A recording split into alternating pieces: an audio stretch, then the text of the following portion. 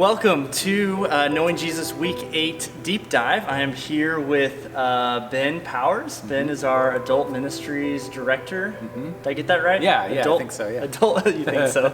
Adult Ministries Director. He's done small group stuff in the past as well.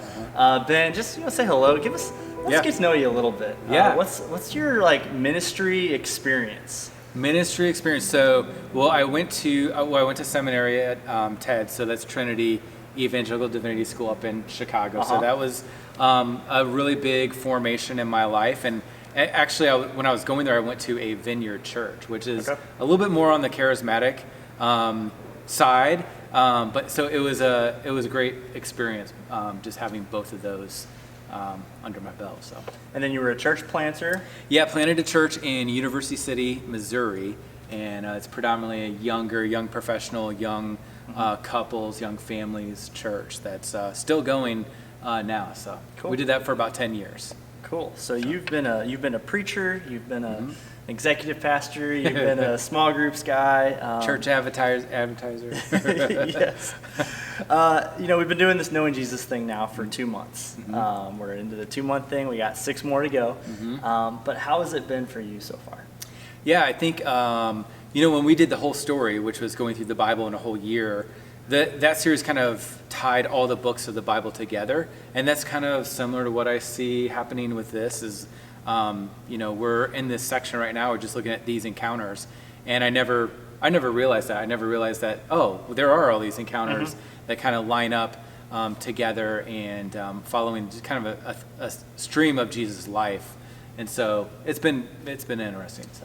Yeah, it's the first time I've been, done a study like this where we're going through his life chronologically and seeing how all of the, parts fit together and the different moments and, the different gospel writers, they have different intentions for writing. And so the things that they choose to focus on, where they choose to put them in the story drives the action. And so it's been kind of cool to see how even the story we're going to be looking at today, we haven't had, there's been certain things in Luke's gospel that we haven't gotten to chronologically yet because they actually happen after probably this. And there's no way to do it perfectly, but we can.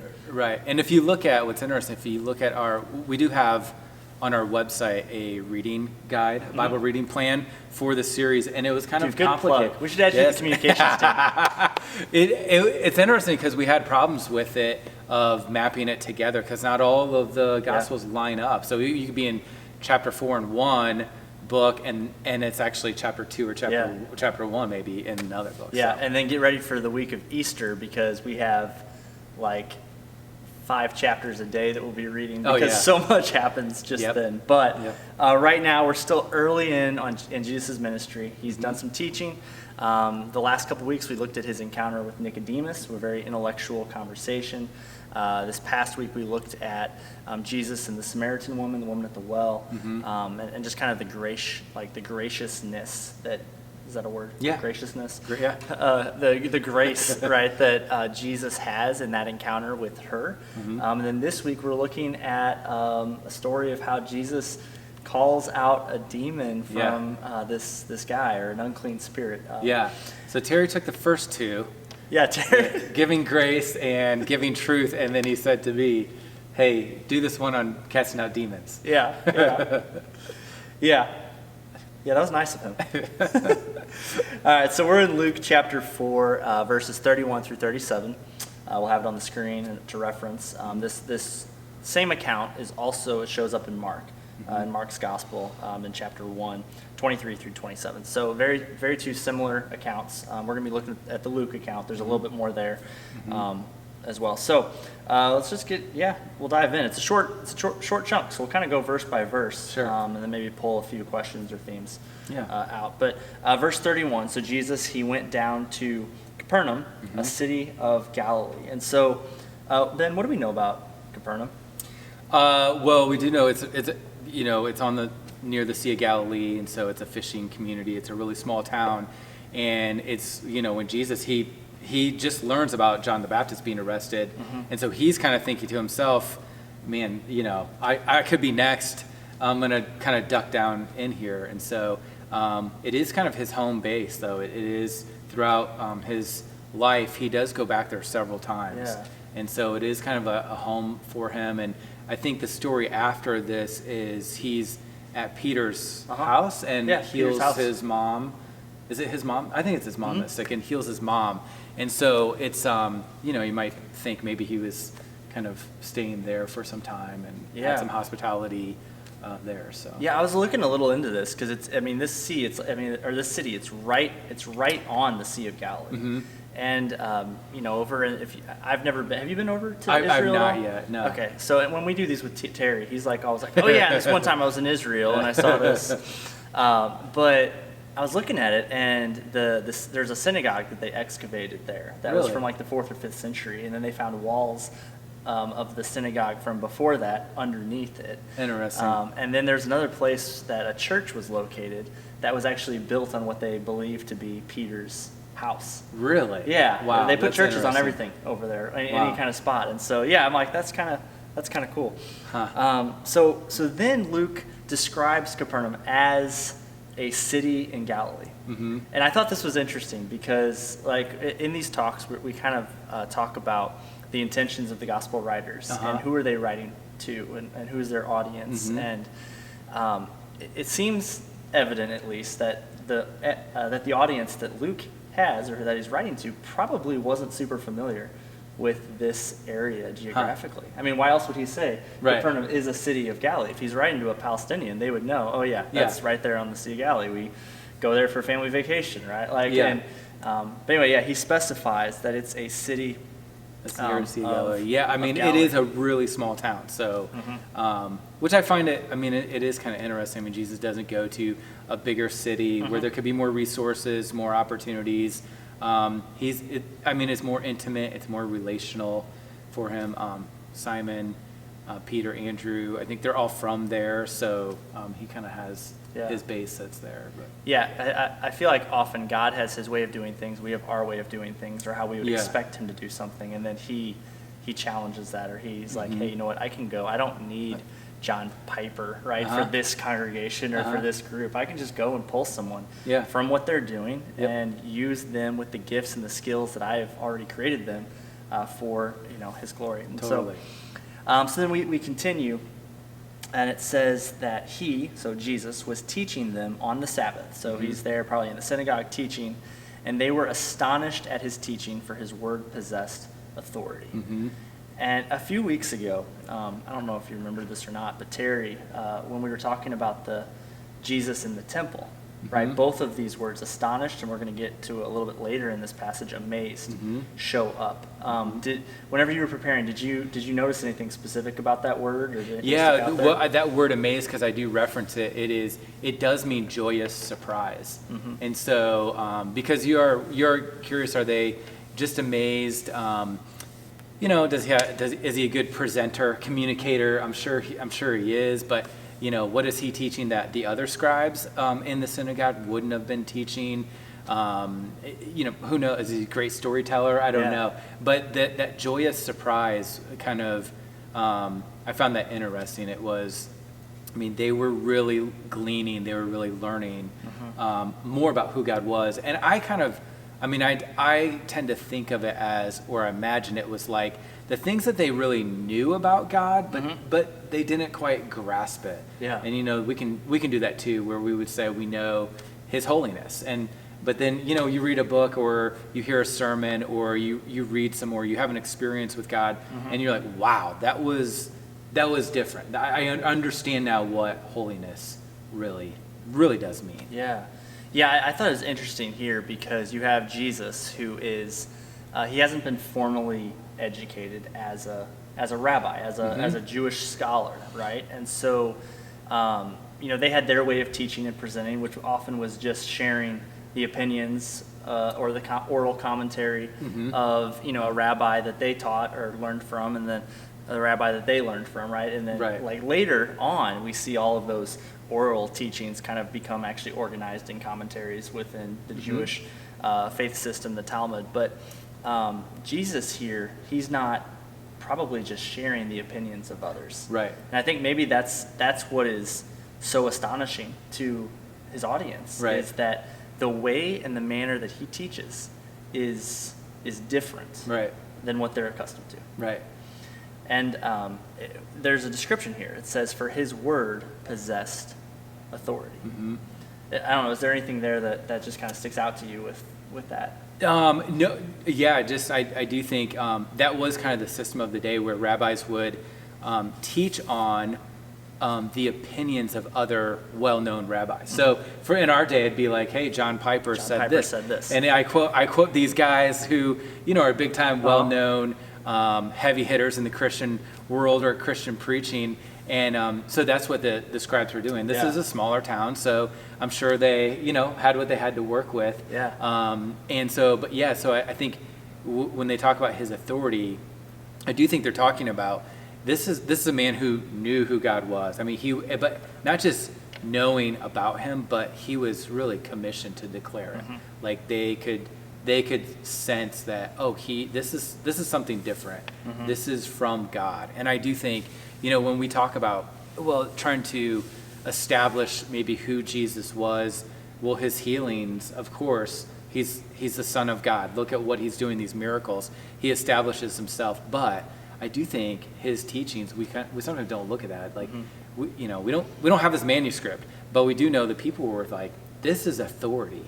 This is from God. Yeah. This isn't just somebody who wrote a book. Yeah, and it goes back to that astonished word, I think, in that this word specifically, usually, often will kind of show that somebody's understanding about something has changed or has progressed. Mm-hmm. And I'm really excited here in a couple weeks to get to the Sermon on the Mount, because you have Jesus talking. He says, and you have heard it said this, and I say it to you. Uh-huh. And that's kind of that rabbinical format of you have heard it say, right, from the other rabbis, and this is my interpretation of it. And so I'm just fascinated to even think of what this teaching was like, because they haven't seen him perform the miracles yet. Mm-hmm. They haven't seen him, even in this story, cast out, the unclean spirit. Uh-huh.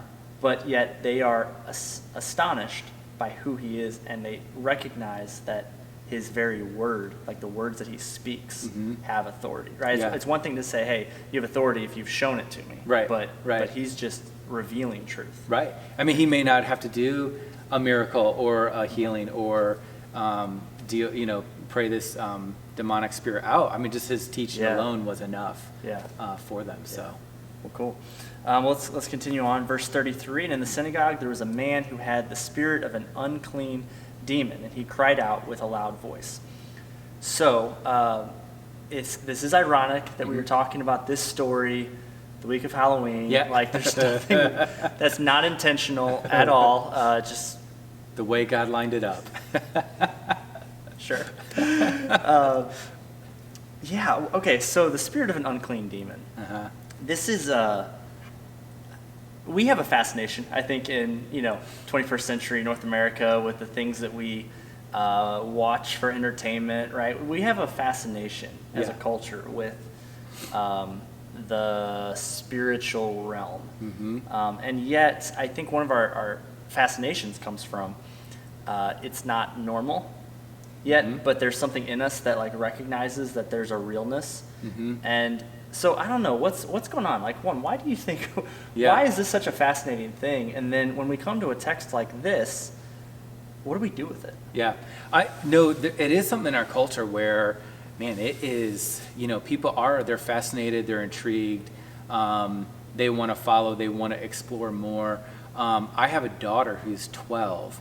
And last week I took her to the library, our public library, to get her a library card. And in the preteen section, it just was all of these books that were vampire books, kind of, demonic stories. Yeah. And I was pretty shocked by how much there really was. Yeah. And so, she was kind of interested in getting that stuff, and that's what her friends are reading. And so I'm not quite sure. I got her a book about a girl who got trapped in the ocean and almost got eaten by sharks. But if she's gonna be scared, you want her to be scared of the real stuff. Just keep it on Earth. Keep it in the natural. Yeah. And but no, there is a fascination, and I just don't know if it's a fascination with spirituality in general, which I think is good for us. I mean, if people are open to that, they might be open to to greater things with God. But I do think here in this story, and some of the commentaries that I read was because you don't see demons interacting in the Old Testament. And so with Jesus, a lot of the Old Testament miracles were replicated in the New Testament. So walking on water, raising the dead, multiplying food. There's a lot of miracles that are kind of replicated, but the one thing that sets Jesus' ministry apart was his ministry of demonization. And I think it just kind of brings to the forefront, wow, this is a person who really does have authority. Because anytime that he's around teaching and they're around, they're exposed and he deals with them. Yeah. And so I think that's probably what's happening here is, if it was just a regular scribe teaching, maybe sure. maybe nothing. Maybe the guy doesn't show up. Yeah, maybe he doesn't show up, maybe he doesn't do anything. So what is, it says it's an unclean demon, like the spirit of an unclean demon. Like what is that? Yeah. So, and we know that Satan, Lucifer, who was an angel with God and rebelled and took an army with him of other angels. So we would say, theologically, they are fallen angels. At one point they were with God. And it seems like they were given free will, just as we're given free will. And so they left out of a rebellion, out of their pride. And so now they have some kind of power now. Trying to set, maybe to disrupt God's mission. Yeah. Yeah. Yep. Yeah, it is weird. Like when I read these things, it makes me uncomfortable because it makes me think about things that I'd rather not imagine are even real. Right. But there is this spiritual war going around. I think that I think you referenced this, but C.S. Lewis, right, in the Screwtape Letters, he talks about how this interchange, but it's fictitious interchange between a higher demon and someone that he is his understudy. He's given advice, and he even talks about the spiritual, and he's like, if we can get people to just not even think that this is real, right, we're winning. Yeah. And I don't know, it is this uncomfortable thought that there are forces out there who are totally trying to subvert what God is doing in this world. Yeah, no, totally. And I referenced the book as well, and there's a quote in there that people that they're happy because people think that the demons are trying to put information into them, and they're really not. They're just trying to keep us from the truth, and that's what's happening. I think here is this, Jesus teaching, and man, it's going well because the people are amazed. Things are going well, lives are being changed, truth is being deposited into people, and the demon's got to put a stop to it. Wait, that's his job, is to keep us from the truth, not necessarily speak to us. And because what's the demon going to say that we're going to say, oh, okay, well, I want that, or yes, give me more of that. Well, they don't have nothing to give. Yeah. So. Well, and we have an enemy, right? We have an enemy who is real, who is going to use and do whatever he can do to turn our attention and our worship away from God. And I think for us, in our culture anyway, we have enough to distract us, right? Sure, maybe there's demonic activity that's behind certain things, but we have enough on our plates to distract us. Maybe that's why we don't see or hear or recognize demonic activity when it is happening. So then let's see what does Jesus do with this, right? He cried out in a loud voice. This is the demon, or the spirit of the unclean demon speaking through the man. Ha! What have you to do with us, Jesus of Nazareth? He calls him out by name, right? Have you come to destroy us? I know who you are, the Holy One of God. Now, do you think there's anything? I was reading one commentator saying that they think that the reason the demon is trying to name Jesus is to exercise some power over him. Like if you name something, then you are exercising some sort of power. I don't know if that's what's happening, but perhaps. But it seems like he is aware of who this Jesus guy is. Yeah, totally. Yeah, totally. Yeah, and I don't know if that's true or not. I hadn't thought about that. But yeah, it is interesting to me that they know exactly who he is. They know exactly what he's come to do. They even or like, what are you going to do with me? And if you read through, there are 11 recorded accounts of Jesus casting out demons, and they all kind of do the same thing. They manifest, they ask questions. What are you going to do with us? Don't do this. They kind of put up a protest almost, and A really wimpy protest. Yeah, I mean, they know they have no power. Yeah. And so maybe that's what's happening, is trying to get an edge on Jesus. And Yeah. what else can they do? Yeah, and it's interesting. He says, I know who you are. He doesn't say, I believe in you. He doesn't say, like, I trust you. He says, I know who you are. Like, there's this very simple head knowledge, if you will, but it stops there. Right. And I think for us, as those who proclaim to follow Jesus, Jesus is always trying to take what's going on in the head, right, this fundamental understanding, and bring it to the heart, right, to lead us into a greater relationship, a greater following, if you will, of him, and an experiential knowledge. And that's, I think, what sets us apart, right? It's not just knowing who he is. It's what do you do with that knowledge? Right. And the demon is still, he says, hey, I know who you are, but I'm still doing this. Right. But he recognizes he is the Holy One of God. And I think it's interesting. I'd have to go back through Luke's gospel to maybe substantiate this. But is this the first, like, stated identity of who Jesus is by? Yeah, I mean, It's one of the first, if it's not the first. yeah, it is, and I don't know if that happens in his baptism or his testing. I don't know if there's references made to him or not, but yeah, maybe. And wouldn't that be weird if that? I mean, out of all the people who who kind of claim to know who Jesus really is, and it's a demon. And it's a demon. And, Which does, I think, show too that the authority that Jesus, at least people recognize in him through his teaching, is true authority over everything in the cosmos, right? The good spirits, the bad spirits, the creation, like everything, right? Jesus has authority. And so in response, Jesus rebuked him, saying, be silent and come out of him. And when the demon had thrown him down in their midst, he came out of him, having done him no harm. So we see that Jesus, he taught with authority, but he has real authority. Right. He says something, and then something happens. Right.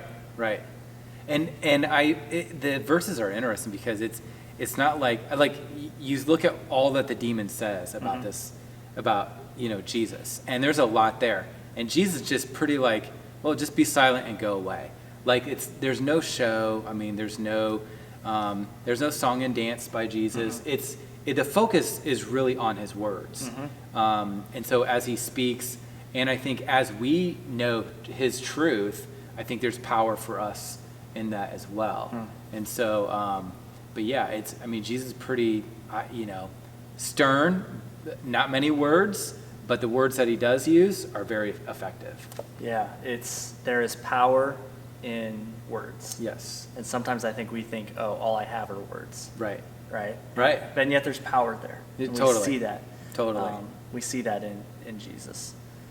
And then in verse 36, 37, and they were all amazed. So, we talked about the word astonished a little bit ago, and now we see amazed, right? So a different word, an intentional use. Astonished is a progression in thought or understanding. Amazed, I don't know, is there anything you want to say about that word, amazed? Yeah, maybe we'll get into this now, but I do, when you just look at Jesus' pattern of ministry, there's a pattern that he starts to develop, and that is where he teaches and then he demonstrates. So he walks his talk, basically. And so, he says who he is, and then he demonstrates it. He talks about the kingdom of God a lot. And I wanted to go there. I wanted to say, most likely he's talking about the kingdom of God because that's like his number one topic. That's his number one thing that he keeps talking about over and over and over before, forgiveness, money, relationships, whatever. He talks about his kingdom. This is what it's going to be like. And then he'll go and heal somebody. And then he'll go and do somebody. And there's signs and there are wonders. And so I do think, the people are amazed at what he was talking about. And then they actually saw what he was talking about. Yeah. And it was like the perfect practical application. And it would be nice if, on Sunday mornings or weekend service, we come in here and things are radically changing as we were talking about it, but they probably are. It's just we don't always see it. So. Well, and that's the thing is, right? I love that you took it there because they are, but it's different. It's different, right? Yeah. Like God works and changes things and moves things. He does it slow for most, right? And most of these things are exceptions. Right. It's Jesus. Right. But like he does things in really small ways, and God's really patient. He's okay. Like he knows in the end he wins. Yeah. He knows that he is active. He knows that he has authority, and it's us growing in awareness of that. It's us joining community. Right. It's us speaking words to one another. Right. That's so good, and I love this word here, amazed, because there is this kind of, whenever Luke uses it especially, there's this like idea that people are recognizing that God is doing something, right? That he has, I think Terry a few weeks ago referenced it as like, they see God's fingerprints in something. And so they were amazed, or they were astonished at his teaching, and then he did something that caused them to connect the points together and be like, oh, God is at work, and God is doing something through this guy. Totally. Yeah. Totally. And, I think from my role here at Calvary, one of the things that I love is to watch someone come through the front door and they go to a core class, they learn about who the Calvary is, they join our church, they might get baptized, they might join a group, they might get involved, and, a year or two goes down, and they are just completely different people from when I first met them when they came through the front door. And I love to see that progression. And you're right, it's not immediate. We don't always see things immediately, but through time, we're able to look back at our own lives and other people's lives and think, wow, look at what God has done. Look at how far God's taken me. Yeah, no, that's so good. And then this last, verse, reports about him went out into every place in the surrounding region. And that's just kind of this reminder for me that, like, so this dude who is, being influenced by this, unclean, evil spirit, you would think, oh, that guy was delivered. Yeah. And he was. But it wasn't just about him. Right. It was for the benefit of of the whole area. Yeah, when I'm preparing this, I want to know what happened to the guy. What was he like now? What did he do? Where did he go? Yeah. Did he go back home to his wife and kids? Was he reestablished into the community? Like what happened? And the Bible just doesn't go there. It goes, look, it was a sign and wonder. And people have to know about this, and people have to hear about this, and that's where the Bible, that's where it takes it. Yeah, that's great. So. Well, Ben, thank you for joining us. Yeah. Thank you for preaching this weekend. And we have more resources on our website, calvary.church/knowingjesus. Deep dives from previous weeks. You can find those on YouTube. We post those to Facebook as well at Calvary Online. And look forward to connecting with you guys again next week.